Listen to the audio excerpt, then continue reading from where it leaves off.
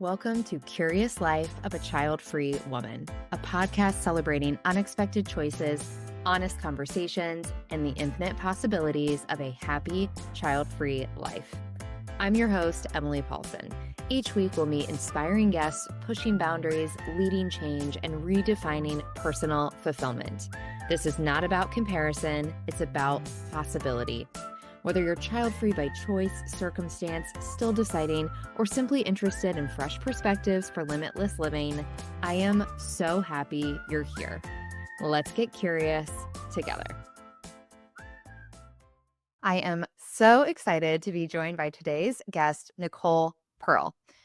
I'm not exaggerating when I say Nicole is truly the go-to expert in the beauty industry. She has been featured everywhere, including The Today Show, New York Times, Oprah Daily, InStyle, 17, Cosmo, Marie Claire, Health. Basically anywhere there's a discussion about beauty, Nicole is the expert of choice. She is also a PR coach. As someone who has been on both sides of the pitch inbox, she taps into her 20 plus years as a beauty journalist and on-air beauty and lifestyle expert to even the playing field and empower small businesses in the beauty, lifestyle, fashion, and wellness space. Welcome, Nicole. Thanks for having me. I'm really excited that we made this happen. Me too. Okay, so the main focus of our conversation today is beauty. And I think on the surface, no pun intended, this can sound like, is this a vapid or vain topic? But the beauty industry is an economic force. I was doing some research for our conversation, and some stats that I found said that in 2023, the beauty and personal care industry was valued at $98 billion. Not only is it at 98 billion, it's expected to grow and compound at a rate of 6.1% every year from now till 2030. And we, me, you, all of the listeners, are really fueling this growth. Millennials are the biggest spenders in beauty, followed by Gen Z, then Gen X. So from your perspective, as somebody who's been in this space and knows this industry so well, what is so compelling about beauty products, beauty gadgets, the whole industry? Like, what keeps us so engaged and invested in this industry? Well, there's multiple answers to that. And we can say, okay, the vanity metrics, right? We all want to look our best. We all want great skin. We all want to age gracefully, all that good stuff. But it goes deeper than that, because what I've learned through being a journalist and learning beauty and the science of it is that there really are those transformational things that happen. For example, I once went platinum blonde. I'm a brunette. I went platinum blonde for a story I wrote for Marie Claire. And it was more about, which I didn't realize going into the story, I thought it was going to be, again, difference between blonde versus brunette, but it wasn't about like the outside physical appearance. It was how it made me feel inside, the way people reacted to me.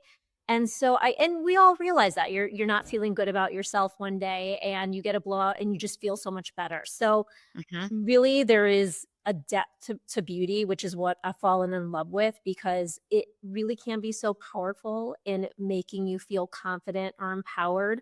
And I think the more you learn about it, then, so many, even my family members are like, I need this, or this is happening. What should I do? But once they kind of learn and they can do it for themselves, they feel better about it.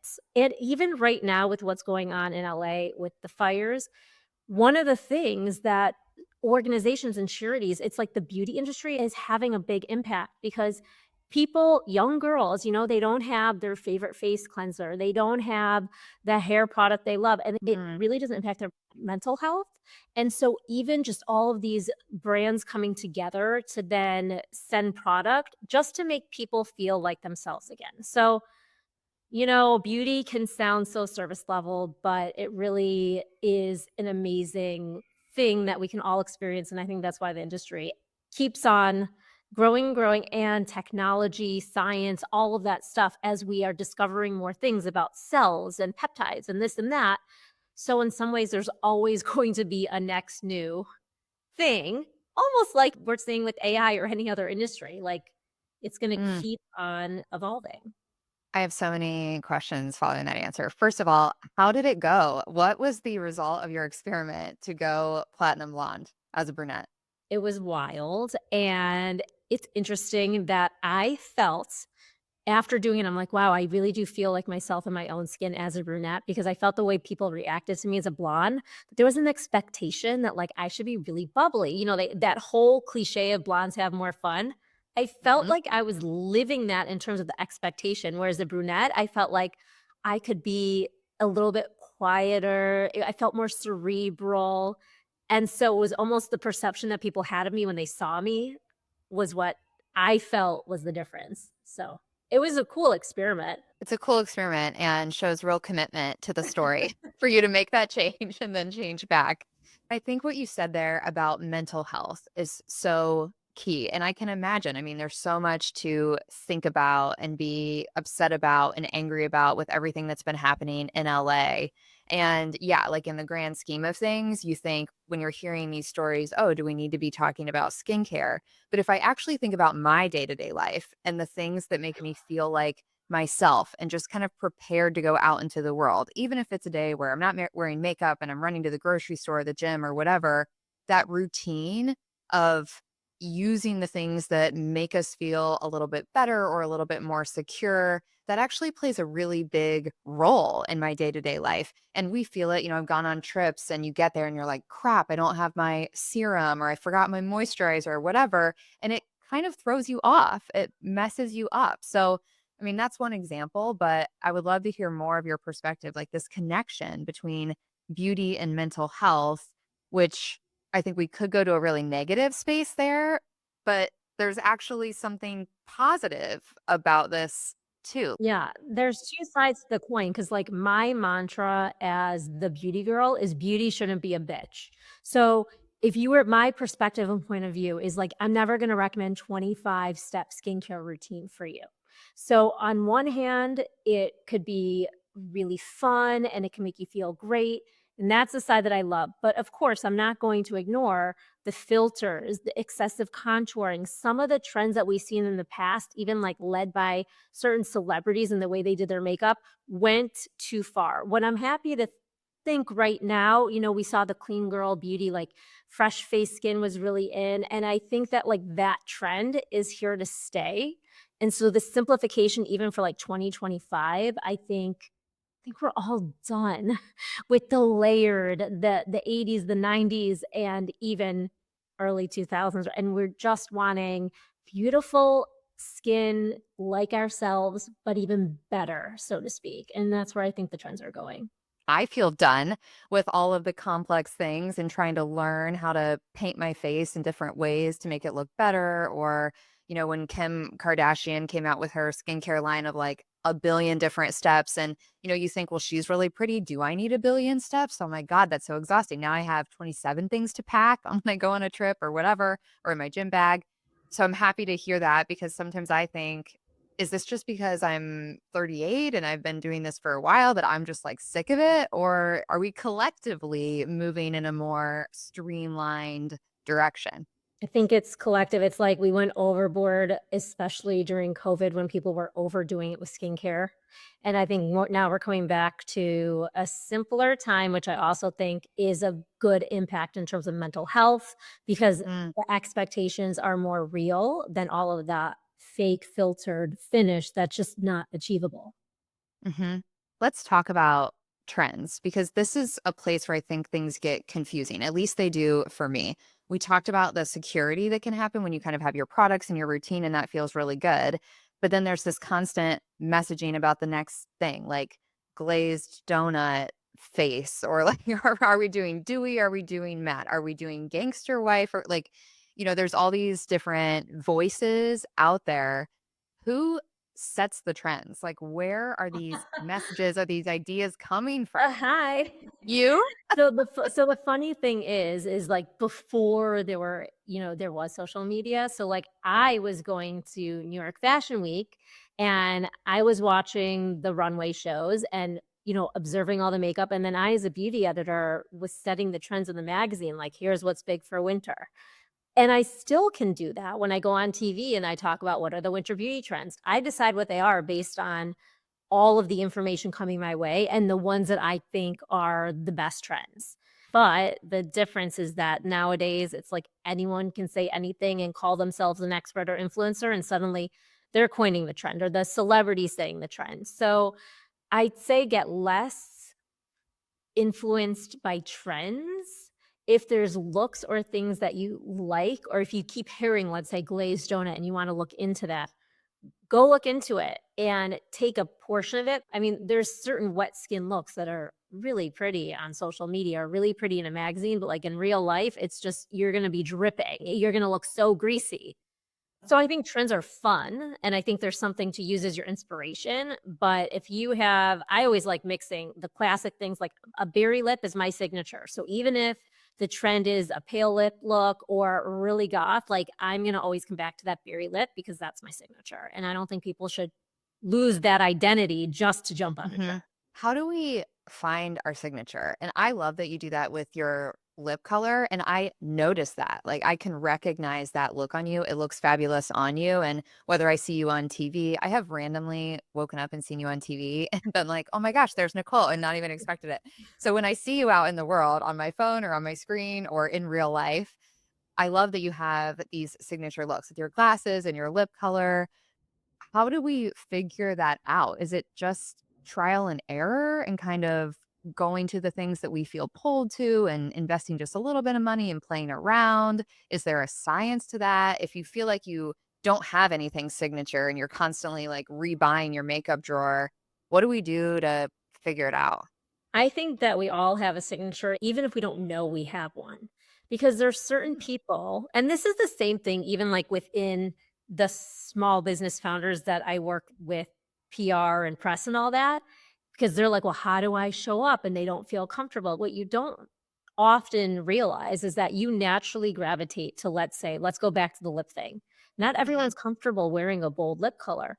You shouldn't force yourself to do that because you're not going to be your most comfortable self in terms of how you present yourself because you're gonna be self-conscious about your lips.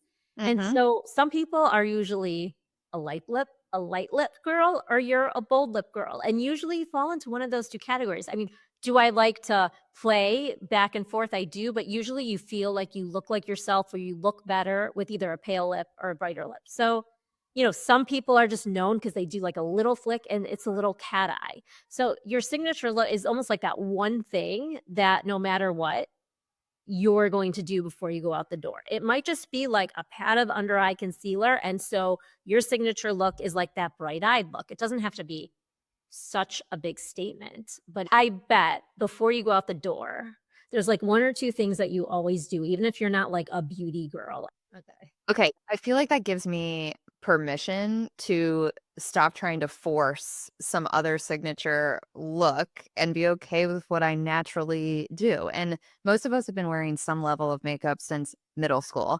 And the things that I do over and over and over again, for example, I am not a bold lip person. I have been trying to figure out lipstick for like 20 years. Maybe I should just let lipstick go. I never like the way I look in it. I always feel weird when I'm wearing it. I'm constantly asking people if I'm out in lipstick, "Do I have lipstick on my teeth?" Like, it just freaks me Oh, out for some reason. I have tips. Please help Oh, me. let's talk lips. If you are not quite sure about, like, going deep into the lipstick pond, one of the things that you could do is just do, like, a balm. Like, there's so many today different formulas and textures that you can experiment with to kinda get comfortable. So, like, I would totally do a bolder balm because it's gonna be a sheer wash of color, it's gonna feel comfortable, not heavy, and it gives you a little bit of that kind of look, or even a stain, but when you're doing the stain, you wanna apply it very lightly, and then I would cover it with, like, a chapstick so it doesn't dry out your lips. And then, like, if you're afraid of getting lipstick on your teeth, it's funny.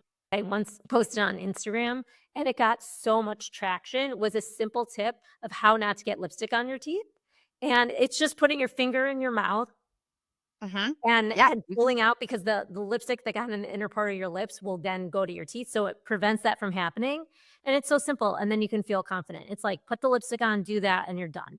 okay, I've missed that tip in girlhood, so thank God you shared it.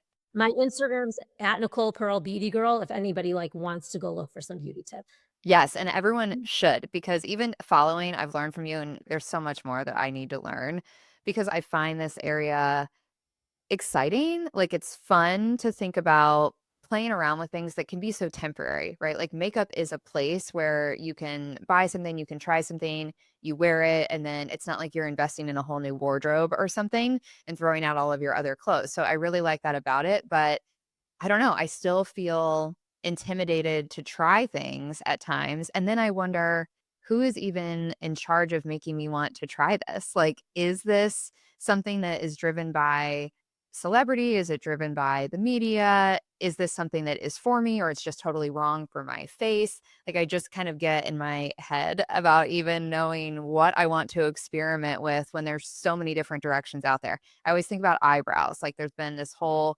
rhetoric where now we post pictures of 1990s eyebrows, and it's like we're making fun of it, like, oh my God, we looked so stupid back then when we were over plucking our eyebrows. Now bushy eyebrows are in. But if it was the Mhm. reverse in the 90s, we looked at the 80s and we were like, "Oh my gosh, their eyebrows were out of control in the 80s." Like, why did they do it that way? Like, it feels like it flip-flops, so it's hard to know, when do I step in, where do I step that's right for me without making myself look crazy or making me feel crazy, that I'm just constantly trying to chase some new thing. I don't talk about it or, like, promote it a lot, but one of the when I started The Beauty Girl, I would do a lot of one-on-one consultations, and one of the biggest things was that somebody would be like, "Oh, that color, I could never try it," and I'd be like, "Actually, try it," and they're like, "Wow," because it's just times that something looks like it does in the tube or in the pot, and then when you actually try it on, it's, like, so different. Mm, And so that's kind of like what I love about doing the one-on-one consults. Sometimes it's meeting at a Sephora, sometimes it's online, but it's like giving you permission because it can feel mhm, really intimidating when you walk into a place. There's so many brands screaming at your face. There's people like, "Hey, what can I buy for you?" mhm, And or "What can I help you shop for?"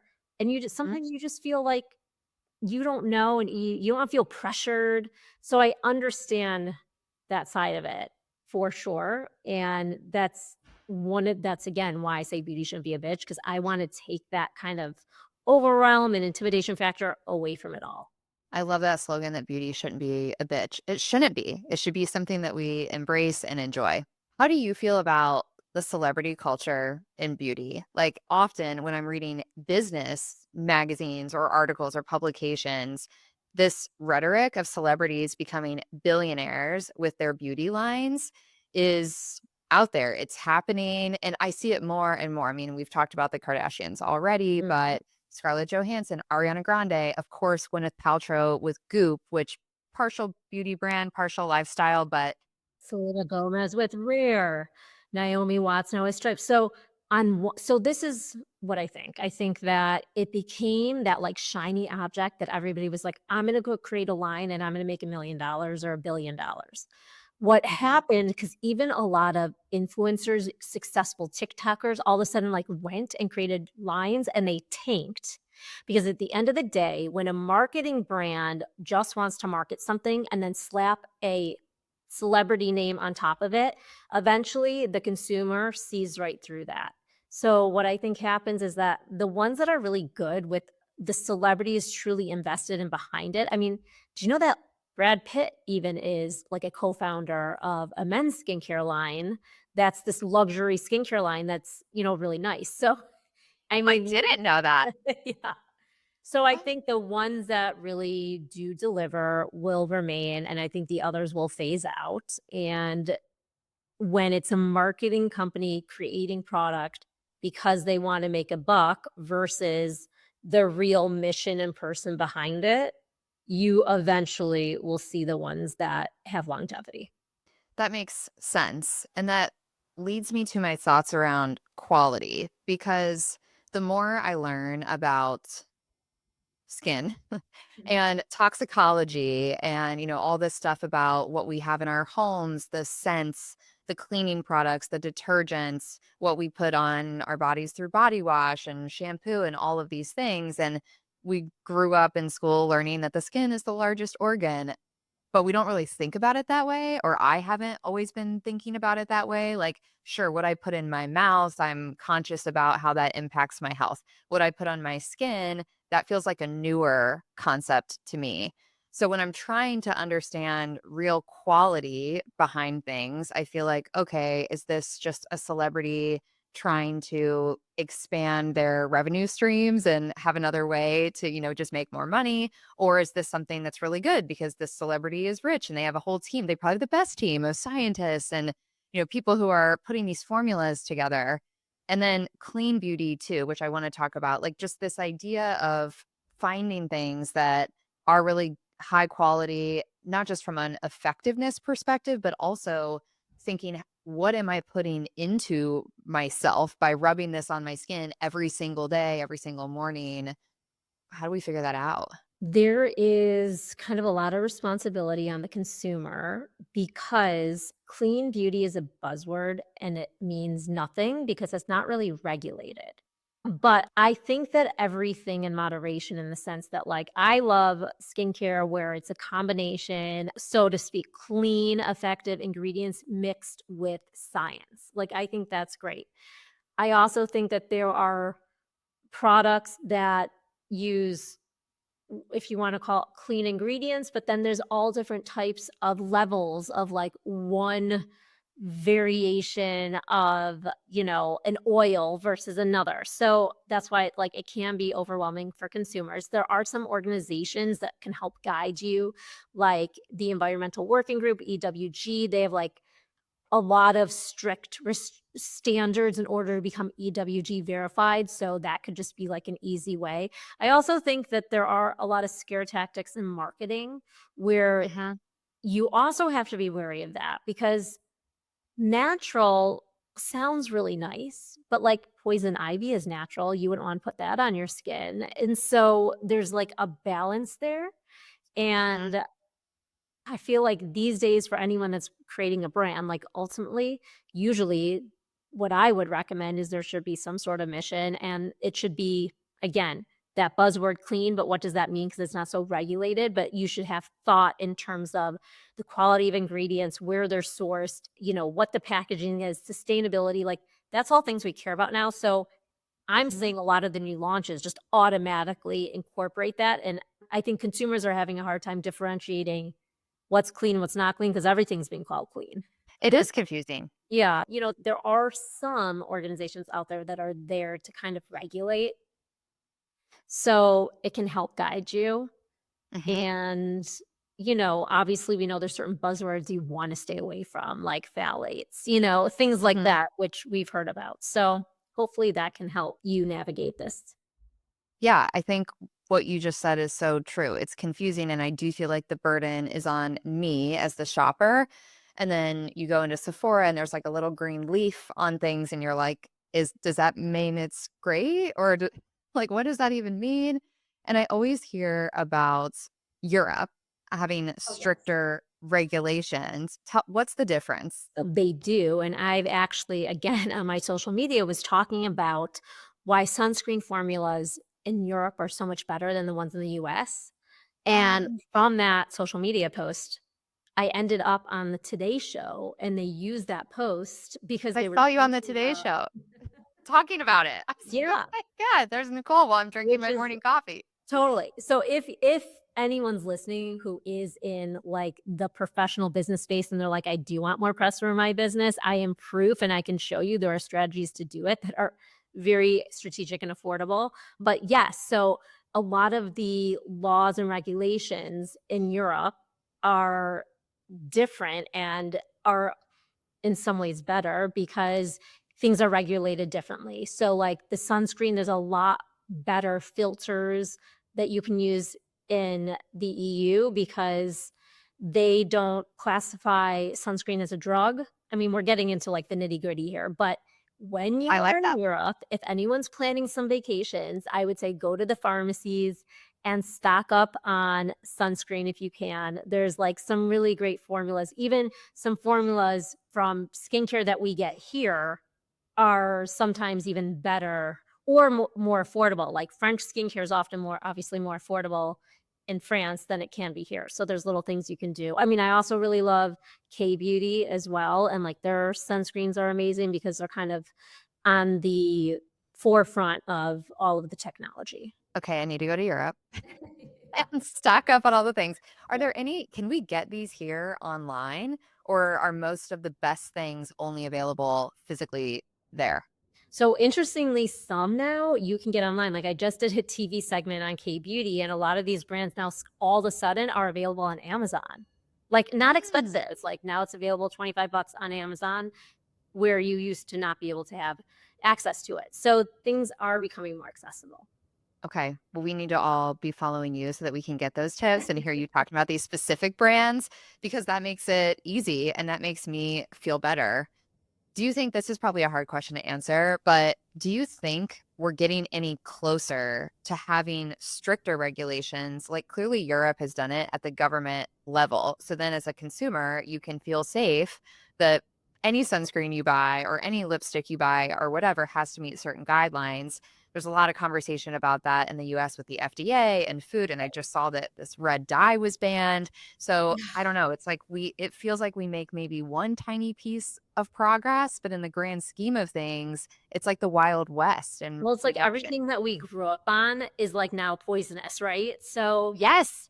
it, it's so hard. And so, yes, there are people that have been lobbying for many years, but it's very slow moving and no Mhm. major, in my opinion, like no major kind of make or break changes have happened that have like really shifted the industry. There was talk about sunscreen regulation changing and that like all of the brands were going to have to change like their packaging in terms of like what they wrote down, but I don't know. There hasn't been like any crazy advancement that's all of a sudden made all these brands redo or change all of their formulas. Maybe the power of us as consumers can start to have an impact if we're buying these European brands and But yeah, one thing that I do want to say though, like there was at one point like all of this buzz around some study that came out talking about how sunscreen is toxic and all this stuff. And then it was all again like a clickbait headline because the way they did these studies was like if there was this much sunscreen on your body that they were doing, it was not even like conceivable for somebody to have that much on them or consume that much. So mm, while you might hear a headline, you also have to kind of go underneath and really see like what was this actually study about, because I would much rather be wearing a US sunscreen. There's so many brands that I do love than expose my skin to UVA and UVB rays and have the risk of cancer. So that's why I'm like, you're better off wearing your sunscreen. I don't think it's going to harm you. You could use physical sunscreen. There's mineral sunscreens. The formulas are getting so much better. In the past, we would think they leave a white cast. They don't really do that anymore. So there's no excuse, in my opinion, for anybody not to be wearing sunscreen. mhm, definitely. That reminds me what you just said about the study of that study that came out not that long ago, and the headline was basically Diet Coke will give you cancer because of this aspartame study, and then you look into it, and I think you would have had to drink, like, either 36 Yeah. or 48 cans of Coke a day for years and years to actually get to the levels that they were studying. So, yeah, just more reason that we have to be careful as consumers and really look into, as much as we want to. We can also find brands that are recommended by experts like you. And I like it when I find a brand, I'm going to look up K Beauty, having a brand I can trust, and then knowing, okay, if I get my mascara or my sunscreen, whatever, like it's all kind of within the same ethos and ecosystem. Sometimes that makes it easier. Yeah, but I will say that I'm the type that it's not like I don't like to get all of my stuff from one brand. I think certain brands have great mascara, certain brands have great lipsticks. So you can be like a brand loyalist, but I think it's really fun to kind of piece together. And it's fun to play that way and discover new brands too. So Okay. I need to have more fun and play with this more. yeah. Speaking of fun, gadgets. This is another thing that I feel like is new, things I've never heard of before. Maybe it's new to me and everyone else has been doing this, but my Instagram feed over Christmas was red light masks, red light wands. You know They how were many like, DMs I got from people because they went bananas with the promotions? It was all about devices, beauty devices. I had so many people forwarding me ads being like, does this work? Should I get it? Blah, blah, blah. I mean, I haven't tried them all out, but the LED red light therapy, like, it's great, and there's so many masks, and how do you decide which one to get? Because there are all different price points, and it's really based on some have more modalities, like, some have, we'll do 5 things for you, some will be do 1, some cover the whole face, some include the neck, some are just like a wand, some are a full thing. So it's kinda like figuring out what are the functions you like the most, what is the price point that's best for you. But yeah, devices are huge, and I think they'll just continue, whether it's microcurrent technology, LEDs, all of it. Is this a good thing? That seems exciting to me. Like anything we can do, which we did an episode on aging and the duality of aging. And it's hard to even talk about aging because, on the one hand, I'm doing all this crap with my fitness and my food to live a long time. I want to age, but I also want to look as young as possible for as long Right. as possible in a way that's good for me. So if technology is advancing and there is something where I can just plug it into the wall and put a mask on my face for 15 minutes a day and it actually makes a difference, that feels huge. That's exciting. I'll spend money on that. Like, is I want us to drop the phrase anti-aging, and I want us to replace it with pro-aging because I just think that little tweak, I think there's nothing wrong with aging, and I think it's like, let us feel as good as we can as we age, and going back to, like, the red light masks, they're great for inflammation and healing and, that mental moment. So, I think it's all great. I think it's basically understanding in my lifestyle, really, am I gonna do this? Or would I rather splurge and go get a facial? Because, there's a lot of times we buy things and we never touch it.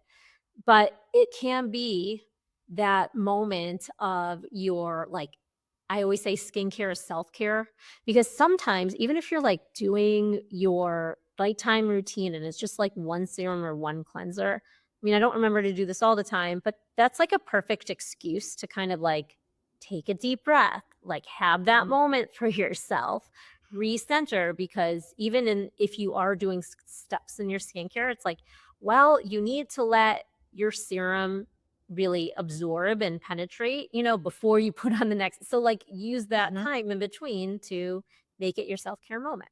That adds a whole other layer of benefit and joy too. Like, yes, these things can be intimidating. We want the good ingredients. We want to figure out what's right for us. We've talked about it being fun, but I like that relaxation element too, or just taking a moment for yourself. And then if it is something like skincare or makeup or something that we're doing every day or most days, it's like a life hack to kind of bake in that meditative moment or just a deep breath or moment of gratitude or whatever you feel like you need more of in your life. Connecting those habits together, that feels powerful. I like it. I think we should all try it. It's just like a good reminder, I'm even reminding myself, do it more. We're usually in such a rush. We're so tired. Mm, It's bedtime, what have you. So, I'm gonna try to practice that tonight. me too. We'll both do it. We'll do it together.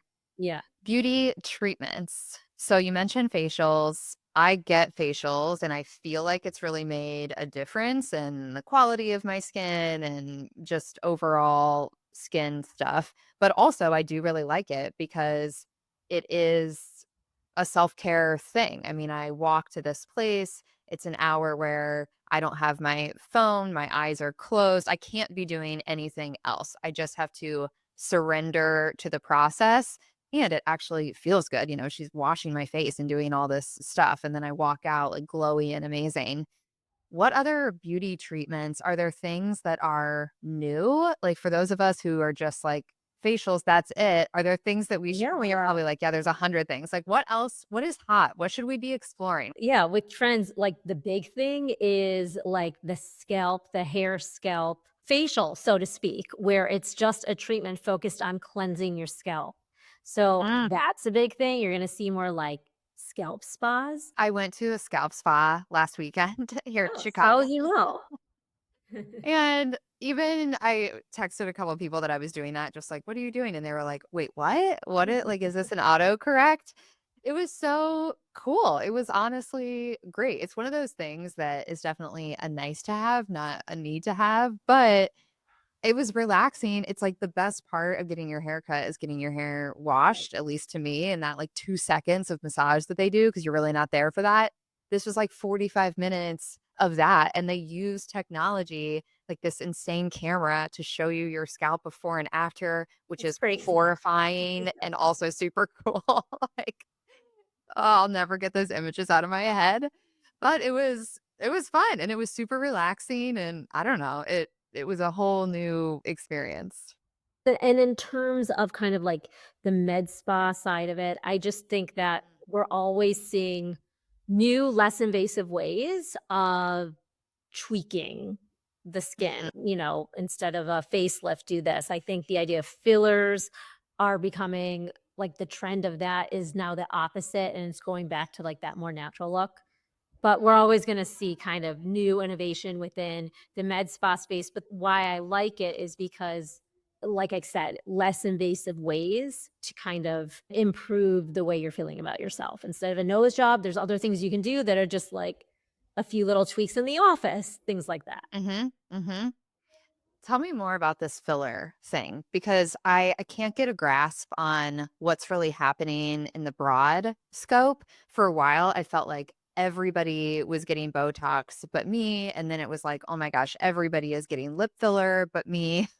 And I'm curious, like, is that trend continuing to just go up and up and up and up, or are we No, in a place it's where people are pausing? so going back to, like, celebrities, now Yeah. celebrities are finally coming out and saying, "You know what? I'm getting my filler dissolved." Because so the trend is actually not a trend, but it's becoming more mainstream to dissolve your fillers and go back to the less plumped up look. Why do you think that is? Because I think people went overboard and they Yeah, just started went to too far. become, like, not natural. Mhm. And at the end of the day, my beauty preference is just to look like yourself, but to not look in the mirror and be like, that thing is really bothering you and it makes you not feel good. You just want to be the best version of yourself without looking like plastic, right? Like, Mhm. I don't think it makes sense for a 50-year-old to look like a 30-year-old. Agreed. Mhm. Yeah, what's the point? It feels like that just sets you up for a perpetual chase. Like, it will never be enough. Nothing is And forever. what people don't realize is, like, the skin on our necks and our hands, like, you're not everybody's, like, treating everything, so suddenly you're 2 different ages because you have your face looks one way, and then your hands reveal it all or your neck reveal it all, and then it's just silly. Then it's, like, obvious, and then as long as it makes you feel great, amazing, but I don't know if it's accomplishing the task you really wanted it to. Oh, I have never even thought about that. Like, there's all this focus on the face. But yeah, I mean, we walk through the world with our whole body. Like it's not, it's like the jig is up, right? We can recognize some of these things. Why put yourself and no judgment. Like I think one of the most beautiful things about this industry and womanhood in general, and honestly, a huge reason I even have this podcast is to help everybody embrace the life path they want.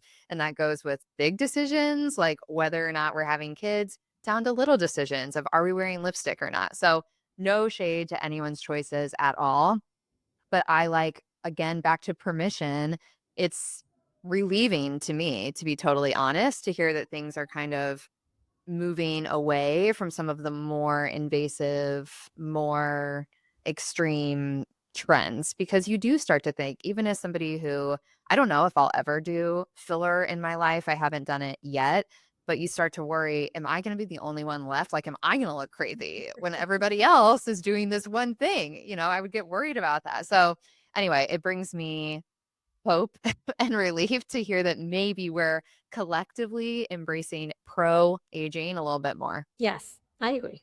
AI is everywhere in our businesses, in our lives, now in our personal lives. Somebody just sent me something the other day about optimizing my calendar with AI. I feel like there's an AI solution, or like somebody somewhere is trying to create an AI solution for like every facet of our lifestyles and society. I'm sure there are a lot of people trying to figure out how to use AI in beauty. Where do you see that going? Technology is huge when it comes to beauty. So I maybe sometimes people underestimate that and they don't realize Mm, it. mhm. I think that AI in terms of like the consumer experience will actually have a positive impact because I think in terms of being able to get custom colors or products AI will help with that. I also think we've seen it already, like the virtual try-ons of makeup or shades or what have you. I think that AI is only gonna make it better and more Mhm. helpful, or maybe help you streamline what should I be using. So my hope is that AI is helping you cut through the clutter to simplify your selection process or your user experience or something like that. That's what I'm thinking. That's what I predict. That would be nice. We need help, and that's like a good use of this this AI technology. Cut through stuff, streamline for us, and help us make decisions before we buy the thing. I hope for all of that, and I'm sure that you're right. Okay, you are the beauty girl, so I would be remiss if I did not ask you. We're at the start of a new year. Talked about scalp spas, and if anybody is considering it, I highly recommend. And if you're in Chicago, DM me and I'll tell you where I went. What else should we be paying attention to or open to as far as beauty, wellness trends in 2025? At the end of the day, if there was one piece of advice, it's old fashioned. It's like, do your simple cleanser, do your sunscreen. I just feel like with all of the new stuff that's happening, it's fun to dabble in, but it really comes down to kind of keeping your skin at the cellular level healthy.